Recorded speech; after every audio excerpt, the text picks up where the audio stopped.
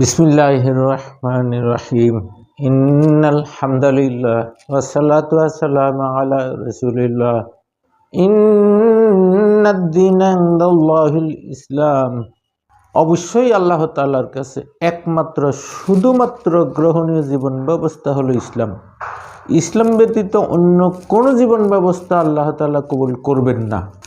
আমাদের দেশে দুটি রাজনৈতিক দল নির্বাচনী কাজ করতেছে এবং এই দুইটা দলের মধ্যে একটি দল ক্ষমতায় যাবে। আমরা যে ভোট দেব, এই যে ২৬ সালের ১২ই ফেব্রুয়ারি, ভোটটা খুব বুঝে শুনে দেওয়া উচিত। ভোটটার ইমানি এত বেশি গুরুত্ব, এটা আমাদের দেশের আলেমরা শিক্ষা দেয়, আমাদেরকে বুঝায় নাই, কখনো বুঝায় নাই। এমন বেশি ইমানি গুরুত্ব ভোটের যা কল্পনা করা যায় না। যেমন একটি রাজনৈতিক দল আমাদেরকে নির্বাচনী ইশতেহারে দাওয়াত দেয়, আমাদেরকে যদি ভোট দেন, আমরা যদি ক্ষমতায় যেতে পারি, দেশ চালাবো, জাতীয়তাবাদের আইন যেটা মানব রচিত, ওহি নয়। এবং যে নেতার দাওয়াত দেয় তিনি আমাদের স্থানীয় নেতা। খুব গুরুত্বপূর্ণ কথা হলো তিনি রসুল নন। আরেকটা দল আমাদেরকে দাওয়াত দিচ্ছেন আল্লাহ তাআলার নাজিল করা কিতাব, আসমানি কিতাব, মহাপবিত্র, এবং যে আদর্শের দাওয়াত দিচ্ছেন তিনি আমাদের রাসূল, আল্লাহ তাআলার মনোনীত, আল্লাহ তাআলার প্রেরিত রাসূল, বিশ্বনবী, তার আদর্শের দাওয়াত দিচ্ছেন। খুব খেয়াল করি, আমি ভোটের মাধ্যমে যদি জাতীয়তাবাদী দল বিএনপিকে সমর্থন করি, তাহলে আমার এই সমর্থনের কি এই অর্থ দাঁড়ায় না আমি কোরআনের আইন ও রাসূল সাল্লাল্লাহু আলাইহি ওয়াসাল্লামের আদর্শকে প্রত্যাখ্যান করলাম, বাদ দিলাম, আমি কোরআনের আইন ও রাসূল সাল্লাল্লাহু আলাইহি ওয়াসাল্লামের আদর্শ মানব না? এই সিদ্ধান্ত কি আমি নিচ্ছি না? এই সিদ্ধান্তের ফলে আমি কি ঈমানহারা হয়ে যাচ্ছি না? আমি কি কাফের হয়ে যাচ্ছি না? এটাই হলো ভোটের সিদ্ধান্ত।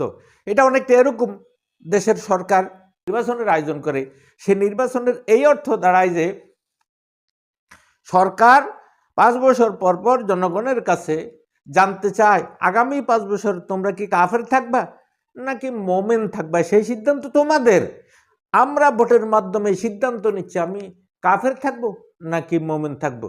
তো আমাদের দেশের মানুষরা কাফের হয়ে যাচ্ছে। আমরা ভোটের সাহায্যেই কোরআনের আইন, রাসূল সাল্লাল্লাহু আলাইহি ওয়াসাল্লামের আদর্শকে প্রত্যাখ্যান করেছি এবং ভোটের মাধ্যমে কখনো জিয়াউর রহমানের আদর্শ, কখনো শেখ মুজিবুর রহমানের আদর্শ, কখনো এরশাদের আদর্শ মেনে নিয়েছি, এবং সব সময় আমরা মেনে নিয়েছি মানব রচিত আইন, যেটা আল্লাহ তাআলা বলেছেন আলা আল্লাহুল খালক ওয়াল আমরু, সৃষ্টি যার আইন চলবে তার। জীবনের ব্যবহারিক প্রত্যেকটা পণ্য সামগ্রী আমরা যখন ব্যবহার করি, ওই বস্তুর স্রষ্টার আইন শতভাগ মেনে চলি। আমার হাতের মোবাইল ফোনটা আমি যখন ব্যবহার করি, ওই মোবাইলের স্রষ্টার আইন ১০০% মানে কখনো ৬ নাম্বার বোতাম টিপে নয় উঠানোর চেষ্টা করি না।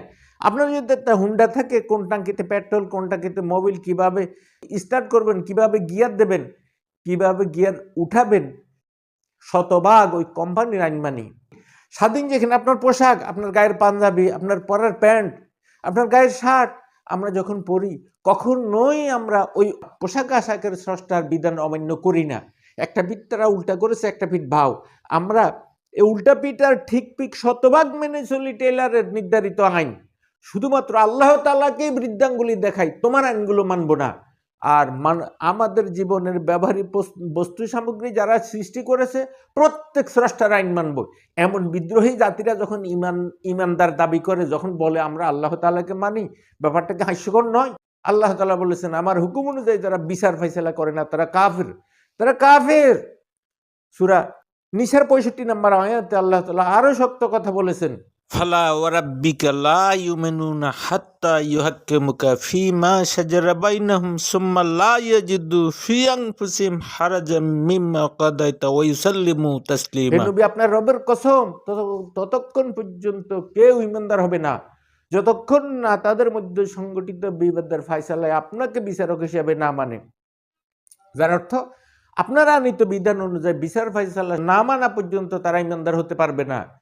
ওখানেই শেষ নয়, রায় মেনে নিতে হবে। ওখানেই শেষ নয়, ওই রায়ের উপরে সন্তুষ্ট থাকতে হবে। আল্লাহ তাআলা এমন শর্ত দেওয়ার পরেও আমরা ভোটের সাহায্যে কোরআনের আইন, রাসূল সাল্লাল্লাহু আলাইহি ওয়াসাল্লামের আদর্শকে ঘৃণা করে প্রত্যাখ্যান করে মেনে নিচ্ছি জাতীয়তাবাদের আইন, জিয়াউর রহমানের আদর্শ। আমাদের তো কিয়ামতের মাঠে আল্লাহ তাআলার দরবারে জবাবদিহি করতে হবে। প্রত্যেকে নিজের বিবেকের কাছে প্রশ্ন করুন, আগামী ৫ বছর কি ঈমানদার থাকবেন নাকি কাফের হয়ে যাবেন। আখির দাওয়ানা আলহামদুলিল্লাহি রাব্বিল আলামিন। আসসালামু আলাইকুম ওয়া রাহমাতুল্লাহ।